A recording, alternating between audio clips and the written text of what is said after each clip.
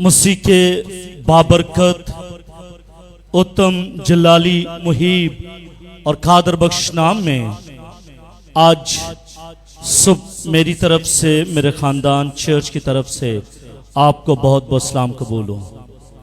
बुलंद आवाज के साथ कहिएगा, आपको बहुत बहुत सलाम कबूल हो। हालेलुया।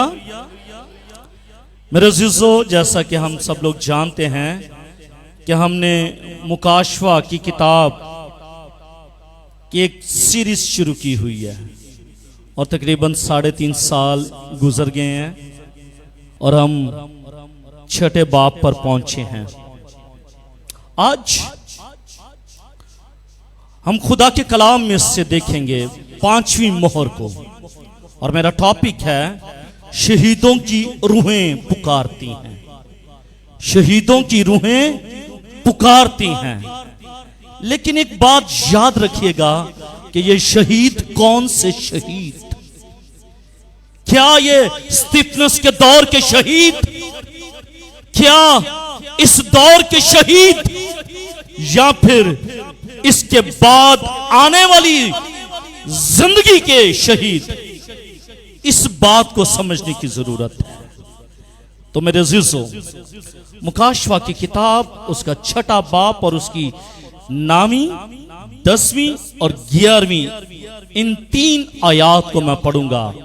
और ये जो 5वीं मोहर है ये 3 एपिसोड पर मुश्तमिल है।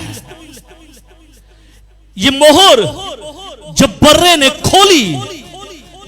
ने खोली तो आज और उसके बाद फिर हम नेक्स्ट संडे और उसके बाद फिर नेक्स्ट संडे हम 3 अतवार इस 5वीं मोहर के ताल्लुक से सीखेंगे। यानी कि 3 एपिसोड को हम नशर करेंगे और खुदा के नाम को जलाल मिलेगा। आमीन।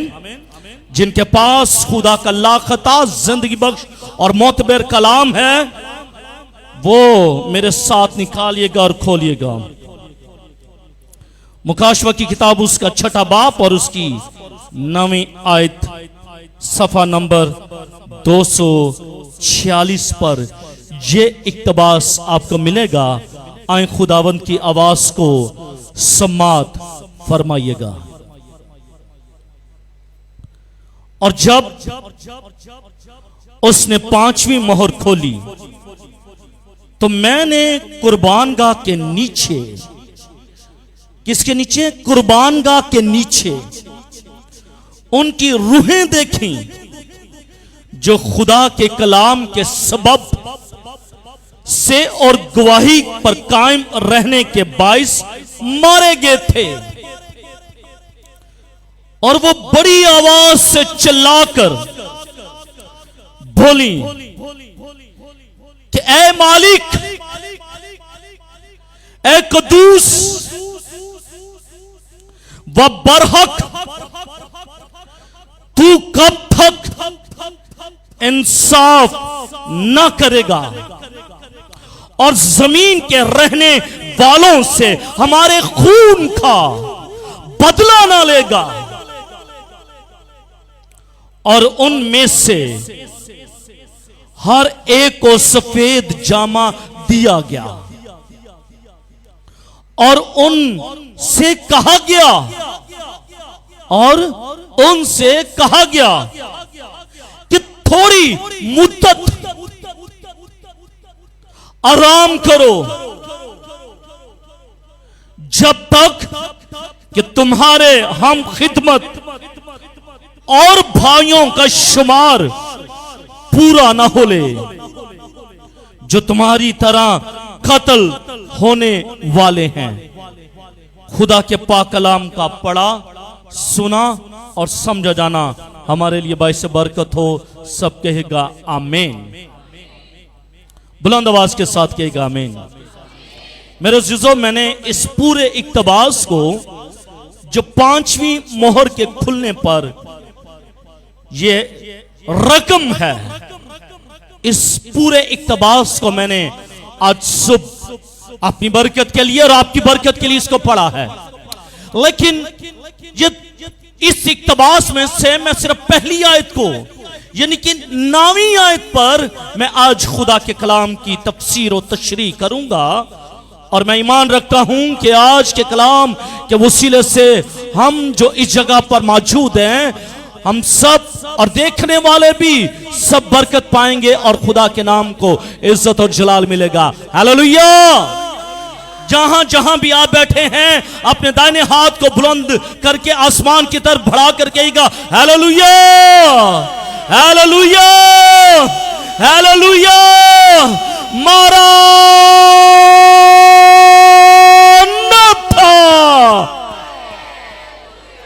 देखने वालों के लिए ये जरूरी बात है कि जिन जिन के हाथों में मोबाइल्स हैं, ये छोटी सी डिवाइस है, उनसे गुजारिश है कि वो ना सिर्फ इस बरकत को अपने तक बल्कि इस बरकत को दूसरों तक भी इम्पार्ट करें। जल्दी के साथ इसको शेयर कीजिएगा। एक वक्त था कि जब मैं ये कहता था कि मैं अपनी प्रीचिंग को ऑनलाइन नहीं करूंगा until I will not done my PhD। जब तक कि मैं PhD नहीं करूंगा, मैं सरमन को, अपनी प्रीचिंग को मैं ऑनलाइन नहीं करूंगा। बट इट्स गॉड विल, खुदा की ये पाक मर्जी हुई कि हमने इस प्रोग्राम को शुरू किया और हमें बहुत सारी अच्छी बातें देखने को और सुनने में और ब्लेसिंग्स मिल रही हैं, जो आप ना सिर्फ मुल्क पाकिस्तान से बल्कि बैरून मुल्कों से भी हमारे लिए ये ब्लेसिंग भेजते हैं। हम शुक्रगुजार हैं। इसलिए मैं चाहता हूँ कि इस तमाम तर ब्लेसिंग में आप ना सिर्फ खुद बल्कि दूसरे अपने बहन भाइयों को, रिश्तेदार, नातेदार, कराबतियों को, दोस्तों को ये मैसेज शेयर करते जाएं ताकि वो और भी बरकत पाएं और खुदा के नाम को इज्जत और जलाल मिले। आमीन। मेरे अज़ीज़ों, 7वीं जो 7 मोहरें हैं जो बाइबल मुकद्दस के अंदर, मुकाशवा की किताब के अंदर मौजूद हैं, 7 मोहरें 2 हिस्सों में तकसीम की गई हैं। पहली 4 मोहरें जिनके ताल्लुक से आपने सीखा है, उनके ताल्लुक से मैंने सिखा दिया है, वो पहली 4 मोहरें हैं जो खुल चुकी हैं। और दूसरे हिस्से में 3 मोहरें हैं, यानी कि 5वीं, 6ठी और 7वीं मोहर है। ये 3 मोहरें ये दूसरे हिस्से के अंदर शामिल हैं। पहली 4 मोहरों का जिक्र हम कर चुके हैं और इसके ताल्लुक से हम सीख चुके हैं। लेकिन मेरे अज़ीज़ों, 5वीं मोहर से मंजर बदल जाता है, सीन तब्दील हो जाता है। वो नजारा जो यूहन्ना आसमान पर देख रहा है, वो नजारा, वो मंजर, वो सीन, वो तब्दील हो जाता है। यूहन्ना अभी तक, यूहन्ना स्टिल वो आसमान पर मौजूद है रोया में,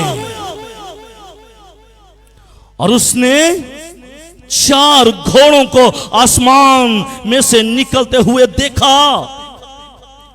उसने 4 घोड़ों को, यानी कि सफेद घोड़े को, लाल घोड़े को, काले घोड़े को और जर्द घोड़े को उसने आसमान पर से जमीन पर उतरते देखा। और जो कुछ उनके हाथों में था और जो कुछ उनके सुपुर्द किया गया था, और उन्होंने रूहे जमीन पर आकर वैसा ही काम सर अंजाम दिया जो खुदा की मर्जी थी। मेरे अज़ीज़ों, अब 5वीं मोहर खुलती है। अब दूसरे हिस्से की पहली मोहर को बर्रा खोलता है। इस तुमार की 5वीं मोहर को, इस तुमार के दूसरे हिस्से की पहली मोहर को अब बर्रा खोलता है। इस वक्त यूहन्ना आसमान में कोई खास बड़ा वाक़या नहीं देखता। 5वीं मोहर के खुलने पर कोई घोड़ा नमूदार नहीं हुआ। 5वीं मोहर के खुलने पर कोई घोड़ा जाहिर नहीं हुआ, क्योंकि 4 घोड़े जाहिर हो चुके हैं। सफेद घोड़ा भी, लाल घोड़ा भी, काला घोड़ा भी, जर्द घोड़ा भी, वो जाहिर हो चुके हैं। लेकिन पांचवी मोहर के खुलने पर अब कोई घोड़ा जाहिर नहीं हुआ, अब कोई घोड़ा जाहिर नहीं हुआ, कोई घोड़ा बरामद नहीं हुआ, किसी घोड़े की आमद नहीं हुई, और ना ही कोई सवार जो उस पर बैठा हुआ वो जाहिर हुआ, ना दिखाया गया और ना आया, बल्कि अब यह सिनेरियो बदल चुका है। इस मोहर के खुलने पर तख्त के गिर्द चारों जानदारों में से किसी ने कुछ नहीं बोला, किसी ने कुछ नहीं बोला, किसी ने कुछ पुकारा नहीं। इस मोहर के खुलने पर तख्त के सामने मौजूद चार रूहों में से किसी ने कुछ नहीं कहा। चार जानदार, 24 बुजुर्ग, 1,44,000 शिकास, किसी पर्सनालिटी ने कुछ नहीं कहा, किसी पर्सनालिटी ने कोई बात नहीं की, किसी को पुकारा नहीं। खामोशी चारों तरफ मंडला रही है, खामोशी ही खामोशी के बादल मौजूद हैं। अब यूहन्ना चूंकि आसमान पर है, अब चूंकि यूहन्ना को खुदा दिखाना चाहता है, अब यूहन्ना को खुदा बताना चाह रहा है कि और क्या होने वाला है, क्या होगा रूहे जमीन पर। इससे पहले कि वो बातें, वो काम, वो चीजें रूहे जमीन पर वकूअ पज़ीर हो, मैं तुझे दिखाना चाहता हूं। देख ले, इन चीजों का होना जरूर है, क्योंकि खुदा का कलाम यह कहता है कि आसमान और जमीन टल जाएंगे, लेकिन मेरे मुंह की बातें हरगिज नहीं टलेंगी। जो कुछ मुकाशवा की किताब के अंदर रकम हो चुका है, जो कुछ मुकाशवा की किताब के अंदर लिखा जा चुका है, और जो कुछ खुदा ने यूहन्ना को दिखा दिया है, वही रूहे जमीन पर वो वकूअ पज़ीर होगा। अब यूहन्ना किसी आवाज को नहीं सुनता, अब यूहन्ना किसी मंजर को नहीं देख रहा, घोड़ों के मंजर को नहीं देख रहा, आवाज को नहीं सुन रहा। अब उसकी नजर, अब उसकी निगाह एक खास चीज पर पड़ती है जो आसमान पर है। यूहन्ना ने लिखा तो यकीनन यूहन्ना ने देखा, और जो कुछ उसने देखा वही उसने बाइबल मुकद्दस के अंदर रकम कर दिया। और उसने देखा क्या कि कुर्बान गाह के नीचे उन ईमानदारों की रूहें थी, ईमानदारों की रूहें कुर्बान गाह के नीचे थी, जो शहीद किए गए थे, जिनको कत्ल किया जाने वाला, जिनकी जिंदगियों की कुर्बानी का नजराना पेश किया जाने वाला, उनकी रूहें कुर्बान गाह के नीचे है, उनकी रूहें कुर्बान गाह के नीचे हैं। और इस आयत को, यानी कि नामी आयत को मैं दोबारा पढ़ना चाहता हूं, क्योंकि मेरा टॉपिक नामी आयत में है। 10वीं आयत में नेक्स्ट संडे, और उसके बाद 11वीं आयत जो होगी उससे नेक्स्ट संडे। 3 एपिसोड पर ये 5वीं मोहर खुलेगी, इसलिए इस नामी आयत को दोबारा पढ़ना चाहता हूं। और जब उसने 5वीं मोहर खोली तो मैंने कुर्बान गाह के नीचे उनकी रूहें जो खुदा के कलाम के सबब से और गवाही पर कायम रहने के बाइस मारे गए थे। यही मेरा टॉपिक है, शहीदों की रूहें पुकारती हैं। बुलंद आवाज के साथ आप भी कहिए, शहीदों की रूहें। नहीं, पूरा बोलिएगा, शहीदों की रूहें। नहीं, पुकारती नहीं कहनी, कहना शहीदों की रूहें पुकारती हैं, शहीदों की रूहें पुकारती हैं। और जो कोई ऑनलाइन मुझे देख रहा है वो भी अपनी जगह पर बैठा हुआ ये बात को दोबारा कहिएगा कि खुदा की रूहें, शहीदों की रूहें, ईमानदारों की रूहें वो पुकारती हैं, वो पुकारती हैं। शहीदों की रूहें पुकार रही हैं, ईमानदारों की रूहें पुकार रही हैं। इस आयत के अंदर मेरे अज़ीज़ों हम तीन चीजों को देखते हैं। इस आयत के अंदर है तो छोटी सी आयत, चंद अल्फाज पर मैं ये कह सकता हूं, आई थिंक सो, तीन लाइनें हैं।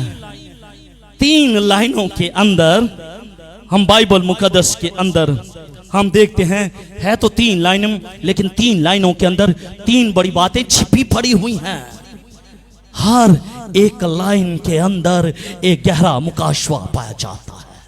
इसलिए आज सब हम इन तीनों लाइनों पर निगाह करेंगे, इन तीनों लाइनों पर हम गौर और फिक्र करेंगे। और मेरे अज़ीज़ों, इन तीन लाइनों के अंदर पहली चीज जो हमें नजर आती है वो है कुर्बान गाह। क्या है? वो है कुर्बान गाह। दूसरी चीज है शहीदों की रूहें। किनकी? शहीदों की रूहें। शहीदों की रूहें पुकारती हैं, शहीदों की रूहें पुकारती हैं। और तीसरी चीज हम देखते हैं शहादत की वजूहात, कि वो शहीद क्यों हैं, वो शहीद क्यों हैं। What is cause, What is cause behind this curtain? इस पर्दे के पीछे क्या छिपा हुआ है। वो शहीद तो हुए हैं, लेकिन शहीद होने की वजूहात क्या है? क्या वो शहीद वाकई हुए हैं या फिर नहीं हुए? अगर हुए हैं तो उनकी शहादत की वजह क्या बाइबल मुकद्दस हमें बताती है। और आज सब हम इन तीन बातों पर हम गौर और फिक्र करेंगे। हालेलुया। पहली चीज कुर्बान गाह। पहली चीज क्या है? रूहें कहां पर हैं? इसका मतलब है कुर्बान गाह के नीचे रूहें हैं। इससे पहले कि हम रूहों के ताल्लुक से देखें, इससे पहले हम ये देखेंगे कि कुर्बान गाह को पहले देखेंगे, उसके बाद फिर रूहों को देखेंगे, और रूहों के बाद उनकी शहादत की वजह को देखेंगे कि क्यों ये शहीद हुए हैं। आमीन। पहली बात कुर्बान गाह। मुकाशवा की किताब के अंदर हम कुर्बान गाह का जिक्र जो हमें मिलता है वो 8 टाइम्स मिलता है। How much times? 8 टाइम्स हमें कुर्बान गाह का जिक्र मिलता है। मर्सी सीट का जिक्र हमें 8 टाइम्स मिलता है मुकाशवा की किताब के अंदर। और इनमें से 2 दफा सुनहरी कुर्बान गाह का जिक्र हमें मिलता है। जब हम मुकाशवा की किताब उसके 8वें बाप और उसकी 3री आयत, 9वां बाप और उसकी 13वीं आयत को जब हम पढ़ते हैं तो यहां पर हमें सुनहरी गोल्ड, सोने की कुर्बान गाह का जिक्र हमें मिलता है। कुर्बान गाह कितनी है? 2 किस्म की कुर्बान गाह भी कितनी है? कितनी है? बुलंद आवाज के साथ कितनी है? बाइबल मुकद्दस कितनी कुर्बान गाहों का जिक्र करता है? 2 किस्म की कुर्बान गाहों का जिक्र मिलता है। खैमा इज्तिमा में जब खुदा ने मूसा से कहा था कि तू मेरे लिए क्या बना? खैमा इज्तिमा बना, खैमा इज्तिमा बना। और उसके बाद फिर क्या हुआ? खैमा इज्तिमा के बाद क्या है? सुलेमानी हैकल है। सुलेमानी हैकल के बाद क्या है? खुदा के घर, चर्चिज हैं। और मेरे अज़ीज़ों, खैमा इज्तिमा में 2 किस्म की कुर्बान गाहें मौजूद थी। एक पीतल की थी, और दूसरी सोने की थी। 2 कुर्बान गाह याद रखिएगा। खैमा इज्तिमा के अंदर कितनी कुर्बान गाहें थी? कौन कौन सी? पीतल की, और महंगी कौन सी है? सोने की। और सस्ती कौन सी है? पीतल की। इसका मतलब है जो पीतल की है उस पर काम तो होगा लेकिन वो सस्ती है। और दूसरी कौन सी है? सोने की है, वो महंगी है। और उसकी जगह भी, आप अपने सोने को कहां पर रखते हैं? आप अपने सोने को कहां पर रखते हैं? अपने बेडरूम के अंदर, जहां पर आपकी सेफ पड़ी होती है और सेफ के अंदर फिर एक छोटा सा लॉकर होता है, उस लॉकर के अंदर अपने गोल्ड को रखते हैं, संभाल के रखते हैं, यानी कि वो आपके बहुत ही करीब होता है वो सोना। लेकिन अगर जो कोई चांदी की हो तो वो काम पर रखते हैं। हम बच्चों को अक्सर चांदी के कंगन पहना देते हैं, हम वहाँ वो काम पर रखते हैं। हम अक्सर डाइनिंग टेबल पर रख देते हैं, हम अक्सर टेबल्स पर छोड़ देते हैं, हम अक्सर टीवी लॉन्च में छोड़ देते हैं। क्यों? क्योंकि शायद उनकी वो कदर कीमत नहीं है, क्योंकि वो एक्सपेंसिव नहीं है। इसी तरह मेरा जिसो खेमा इज्तिमा के अंदर जो दो कुर्बान गाहें इस्तेमाल हमें नजर आती हैं, उनकी प्लेस भी हमें नजर आती है और प्लेस से उनकी अहमियत को हम जान सकते हैं कि जो पीतल की है उसकी जगह कहां है और जो सोने की है उसकी जगह क्या है और उनको कौन कौन सा काम उनके सुपुर्द किया गया है। और पीतल की जो है वो खुदा की अदालत को जाहिर करती है।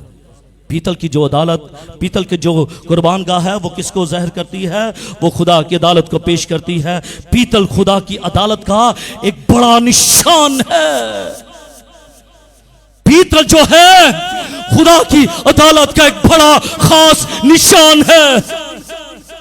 ये कुर्बान गाह रखी कहां जाती? क्या ये कुर्बान गाह क्या पाक तरीन मकाम पर रखी जाती?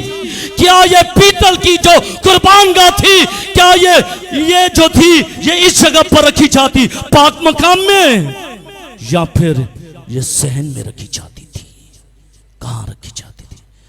पीतल की जो कुर्बान गाह हमें खैमा इज्तिमा के अंदर जो हमें सिनेरियो नजर आता है, जो हमें नजर आता है, पता चलता है, जो पीतल की कुर्बान गाह होती उसको सहन के अंदर रखा जाता था और बाहर के दरवाजे और पाक मकाम के दरवाजे के दरमियान में रखा जाता था। समसून आप खड़े हो जाएं, खड़े होकर सीढ़ी पर चले जाएं। बस इस जगह पर ये क्या है? पाक तरीन मकाम। ये पाक मकाम और वो सहन और पाक मकाम के दरमियान में जो जगह होती उस जगह पर इस पीतल की कुर्बान गाह को रखा जाता था। ये कुर्बानियों के लिए इस्तेमाल होती थी। ये कुर्बान गाह कुर्बानियों के लिए, जब कौम बनी इस्राइल कुर्बानी लेकर आते, खुदा के लिए कुर्बानी लेकर आते, तो इसी जगह पर वो कुर्बानी चढ़ाते थे। मेरा टॉपिक रूहें हैं, रूहें पुकारती हैं कुर्बान गाह के नीचे से। अगर मैं कुर्बान गाह को तफसीर नहीं करूंगा तो आप इस कुर्बान गाह को जो आसमान पर है उसको समझ नहीं पाएंगे। इसलिए मैं चाहता हूं कि जो जमीन पर कुर्बान गाहें बनाई गई थी आप उसको सीख लीजिएगा, जान लीजिएगा। ये कुर्बानियों के लिए इस्तेमाल होती थी। सब इस्राएली जो लोग होते थे खुदा के पास आने के लिए पहले इस कुर्बान गाह के पास उनको आना पड़ता था और अपनी कुर्बानियां चढ़ानी पड़ती थी। जब हम खुरूज की किताब उसके 27वें बाब और उसकी पहली 8 आयात को जब हम पढ़ते हैं तो हमें इसी कुर्बान गाह की जो जगह है, इसी कुर्बान गाह की जो काम है वो हमें नजर आता है। और फिर खैमा इज्तिमा के अंदर एक दूसरी कुर्बान गाह भी थी। दूसरी कुर्बान गाह वो सोने की थी, जो जिसामत के लिहाज से, जो हुज्जम के एतबार से पीतल की कुर्बान गाह से छोटी थी। पीतल की जो कुर्बान गाह थी वो बड़ी होती थी, लेकिन जो सोने की कुर्बान गाह होती थी वो हुज्जम में, वो जिसामत में वो छोटी होती थी। ये पाक मकाम में बड़े पर्दे के साथ रखी जाती थी। ये पाक तरीन मकाम में जो पर्दा लगा होता था, इस जगह पर इस सोने की कुर्बान गाह को रखा जाता था। Now you have a seat. उसको रखा जाता था। काहिनों का काम क्या होता था? इस कुर्बान गाह के ऊपर बखूर जलाते थे, ऊंट जलाते थे। बखूर बखूर जलाया जाता था इस सोने की कुर्बान गाह के ऊपर, लेकिन पीतल की कुर्बान गाह के ऊपर कुर्बानियां चढ़ाई जाती थी, खून बहाया जाता था, ज़बा किया जाता था कुर्बानियों को। लेकिन जो सोने की कुर्बान गाह होती थी उसको, उसके ऊपर बखूर जलाया जाता था, खुशबू जलाई जाती थी, राहत अंगेज खुशबू जलाई जाती थी। इस कुर्बान गाह के नजदीक कोई नहीं जा सकता था। No one can touch this mercy seat. कोई इस कुर्बान गाह को छू नहीं सकता था। खुरूज की किताब उसके 30वें बाब और उसकी पहली 10 आयात को पढ़ लीजिएगा, आपको पता चल जाएगा कि कोई शख्स इस कुर्बान गाह के करीब नहीं जा सकता था काहिनों के सिवा।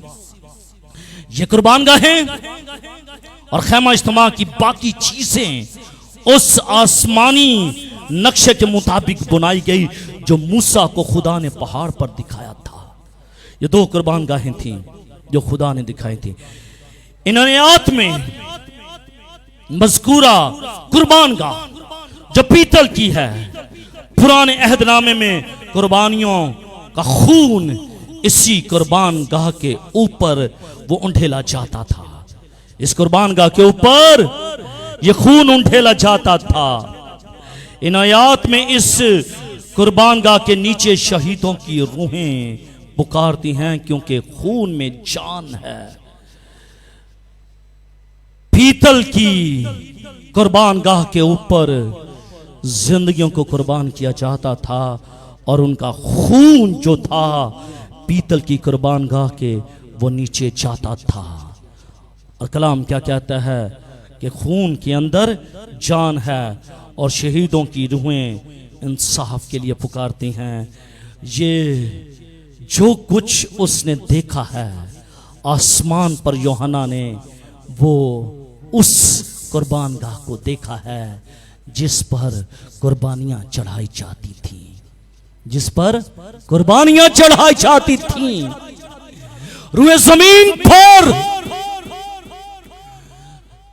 जानवरों की कुर्बानियां दी गई और उनका खून उंडेला गया। आसमान पर वो रूहें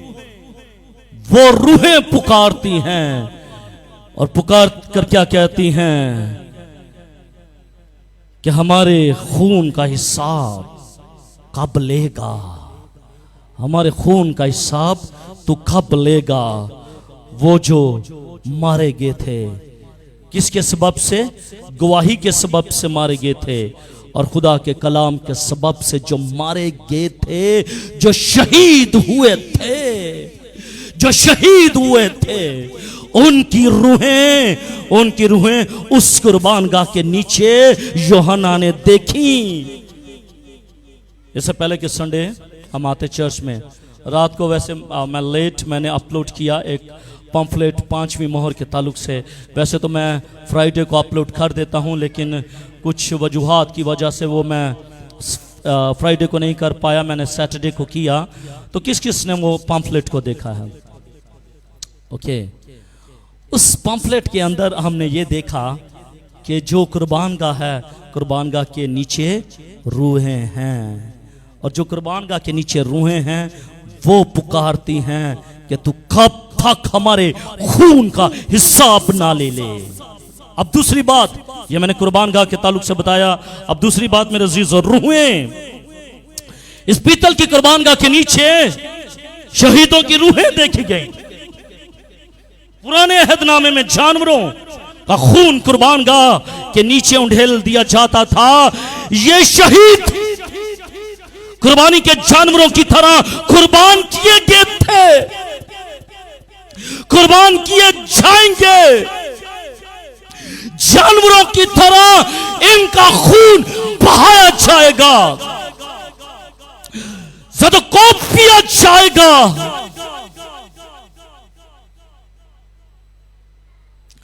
दान को जुदा कर दिया जाएगा।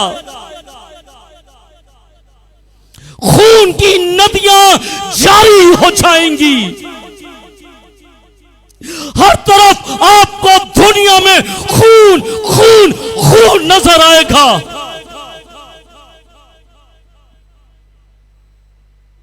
जब ये शहीद अपनी जानों का नजराना पेश करेंगे, इनकी रूहों को खुदा के पास पहुंचा दिया गया और वो रूहें कुर्बानगाह के नीचे पुकारती है। वो खुदा के इंसाफ की मुंतजिर है। पिछली आयत के आखिर में हमने यह देखा था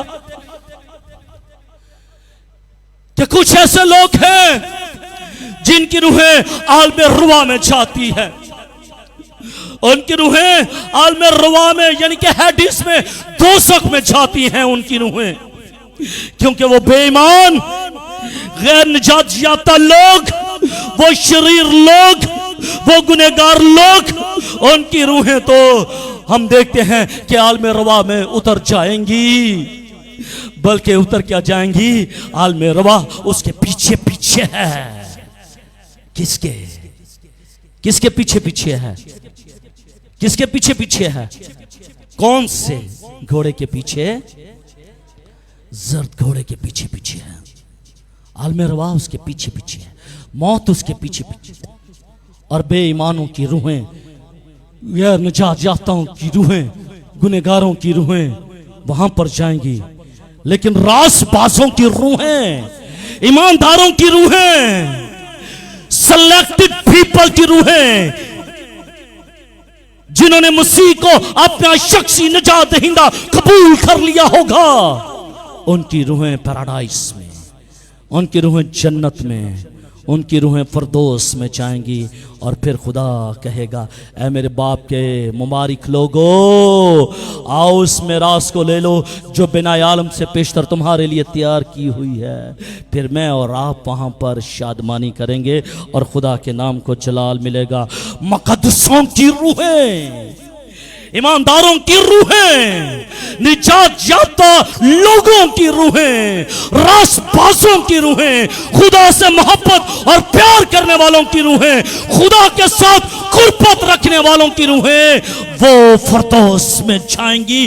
तीसरे आसमान पर फरदौस में उनकी रूहें जाएंगी, मुकद्दसों की रूहें जाएंगी वहां पर। लेकिन एक सवाल उठता है, यहां पर एक सवाल उठता है। शायद आपके दिल में ये सवाल उठ रहा हो, मेरे दिल में भी ये सवाल उठ रहा हो कि ये मुकद्दसीन जिनकी रूहें कुर्बानगाह के नीचे हैं, ये कौन सी रूहें हैं? ये कौन सी रूहें हैं? हमें याद होना चाहिए, हमें इल्म होना चाहिए कि कलीसिया आसमान पर उठाई जाएगी।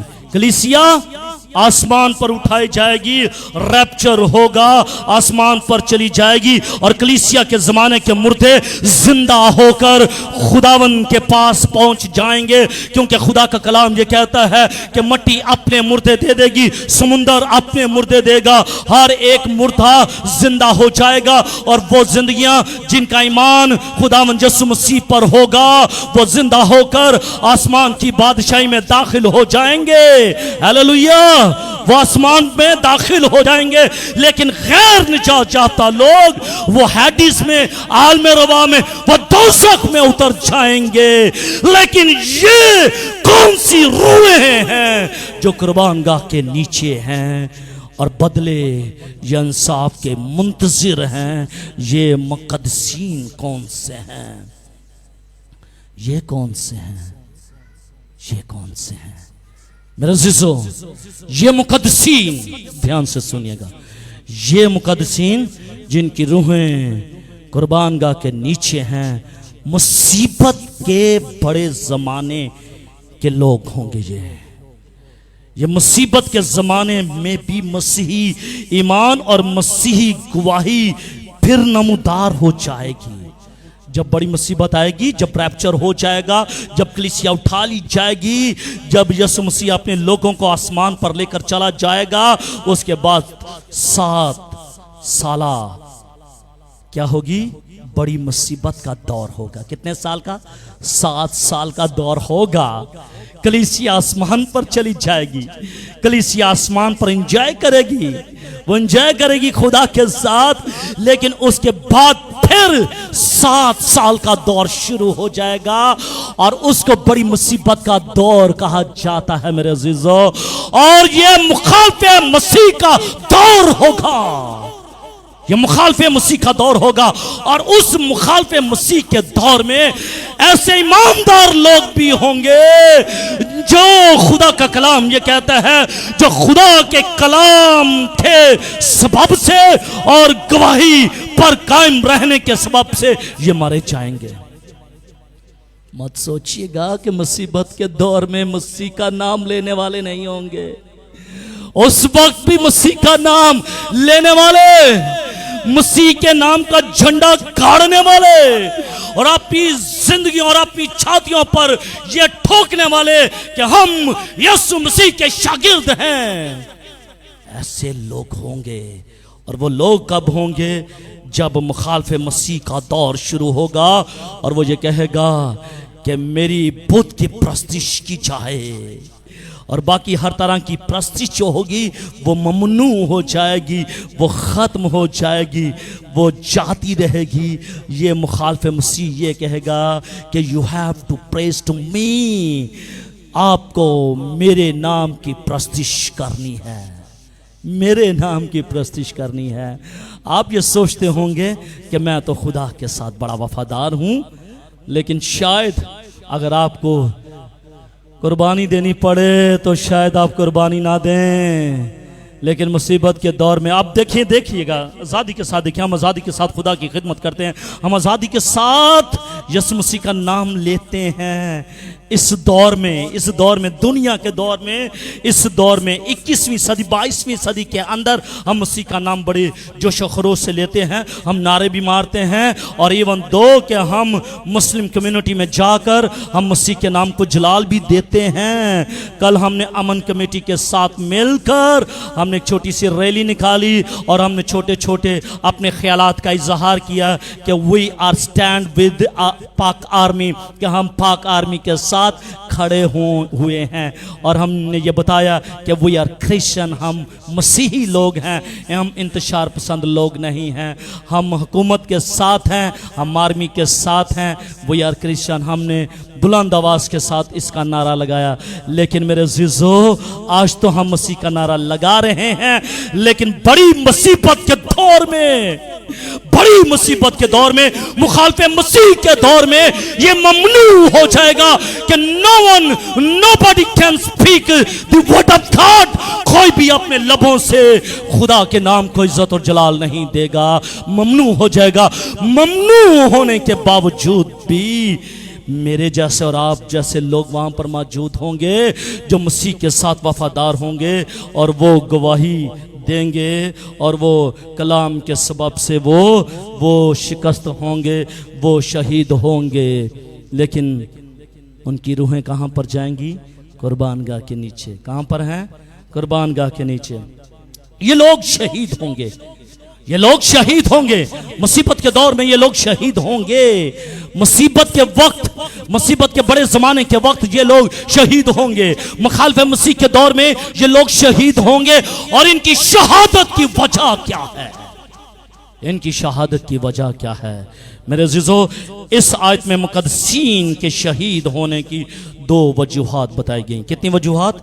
2 वजूहात। पहली वजह खुदा के कलाम के सबब से, मैंने यहां पर लिखा खुदा के कलाम के सबब से, खुदा के कलाम के सबब से। और दूसरी वजह गवाही पर कायम रहने के बायस वो मारे गए थे। यूनानी जुबान में खुदा के कलाम के लिए सिर्फ एक लफ्ज आया है, यानी कि लोगोस, जो मसीह की तरफ इशारा करता है। यानी कि इब्तिदा में कलाम था और कलाम खुदा के साथ था। यूहन्ना की इंजील उसका पहला बाब और उसकी पहली आयत। मुखालफे मसीह के अहद में सिर्फ मसीह का नाम लोगोस, सिर्फ मसीह का नाम लेने ही से लोग शहीद हो जाएंगे। सिर्फ लोगोस कहेंगे शहीद हो जाएंगे। आज हम प्रस्तिश करते हैं 1 घंटा, हम खुदा के नाम को जलाल देते हैं, हम खुदावंत के कलाम को सीखते हैं, कितना 45 मिनट। उसके बाद फिर हम दुआएं करते हैं और मसीह के नाम को जलाल देते हैं। और कम से कम हमारी इबादत 2 घंटे की होती है। हम इस 2 घंटे में यीशु का नाम पता नहीं कितनी दफ़ा लेते हैं और उसके नाम को जलाल देते हैं। लेकिन हम ये देखते हैं कि वो सिर्फ अपने मुंह से सिर्फ लोगोस कहेंगे, खुदा के कलाम की बात करेंगे, लोगोस कहेंगे, मसीह कहेंगे। मसीह कहने से उनको शहीद कर दिया जाएगा। मुखालफे मसीह के दौर में ऐसे लोगों को शहीद कर दिया जाएगा। मसीह का नाम लेना या कलाम पढ़ना जुर्म करार दे दिया जाएगा। लेकिन उस वक्त के लोग भी वो मसीह के साथ वफादार होंगे। इसी दूसरी वजह यानी कि कलाम की मुनादी, मसीह की गवाही देना भी ममनू हो जाएगा।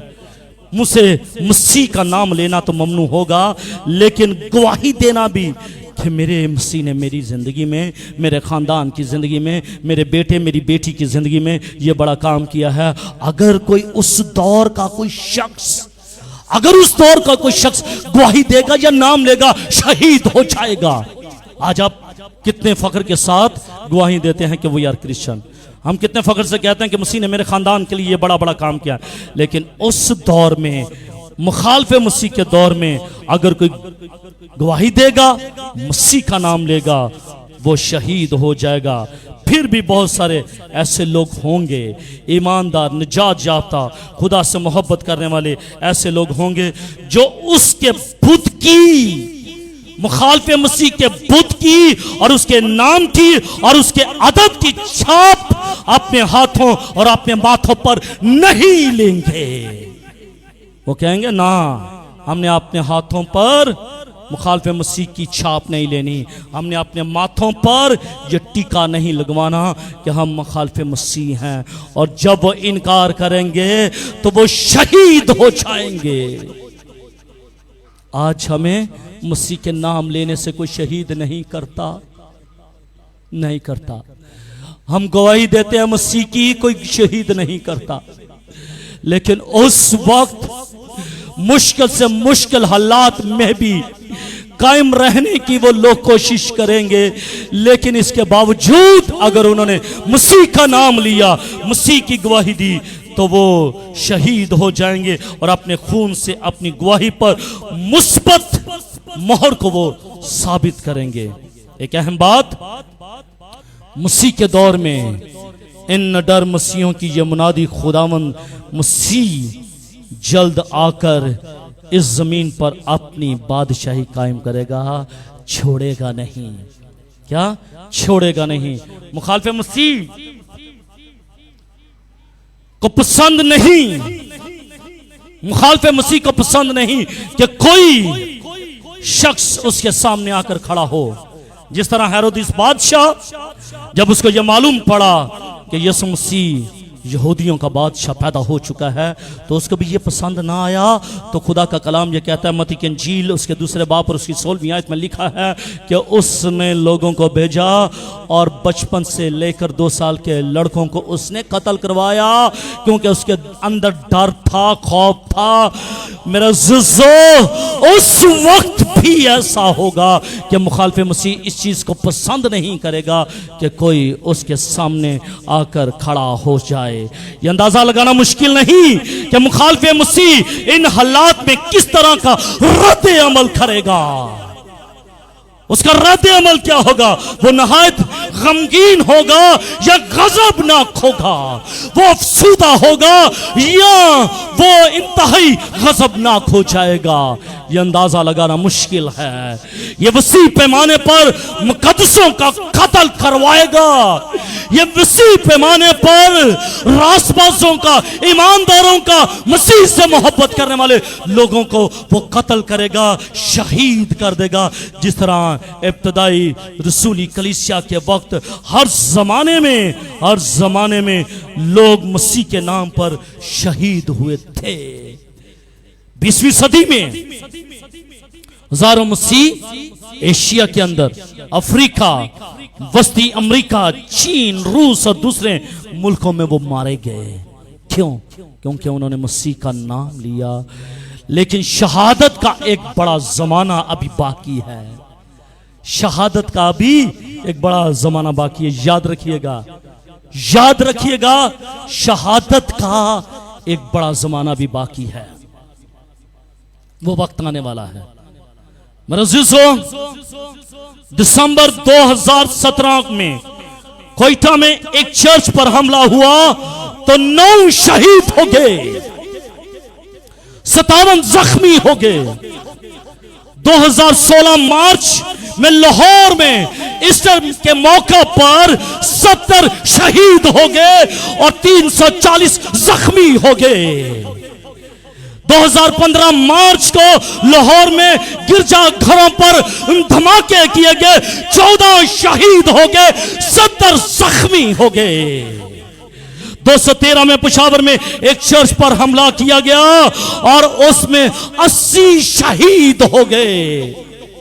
2009 में गोजरा में 40 मकानों को नस्र आतिश कर दिया, जला दिया, एक चर्च को जला दिया, एक चर्च को शहीद कर दिया और 8 अफराद को भी शहीद कर दिया, जिंदा जला दिया गया। 2005 में फैसलाबाद में गिरजाघरों को जलाया गया।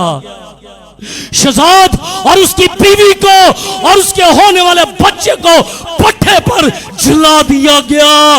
वो शहीद, ये तमाम शहीद हैं। लेकिन खुदा का कलाम इमाल की किताब हमें यह बताता है कि इस दौर के जो लोग होंगे, जो शहीद होंगे, उनकी रूहें आसमान पर जाती है। आमीन। उनकी रूहें आसमान पर जाती हैं। आए उन शहीदों के लिए भरपूर तालियां बजाएगा जिन्होंने अपनी जान का नजराना पेश करके मसीह के साथ वफादारी की। स्टेफनस की रूह, स्टेफनस को मारा गया, पत्थरों से जख्मी किया गया, मारा गया और वो रोया में देखता है कि आसमान खुल गया, आसमान खुल गया और यीशु मसीह किब्रिया की दाहिनी तरफ खड़ा हो गया। स्टेफनस की रूह को इस्तकबाल करने के लिए है, इस्तकबाल करने के लिए।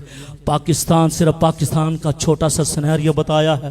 पाकिस्तान के अंदर ये जो शहीद हुए हैं, इनकी रूहें खुदा के पास हैं, इनकी रूहें खुदा के पास हैं। ये छोटा सिनेरियो है, ये छोटा सा सिनेरियो है। लेकिन मेरे अज़ीज़ों, इस छोटे से सिनेरियो के बाद हम देखते हैं कि एक बड़ा ज़माना आएगा, शहादत का एक बड़ा ज़माना आएगा। अभी शहादत का बड़ा ज़माना नहीं आया, शहादत का एक बड़ा ज़माना आएगा। वो ज़माना मुसीबत के दौर का होगा, जब मुखालफे मसीह का दौर होगा।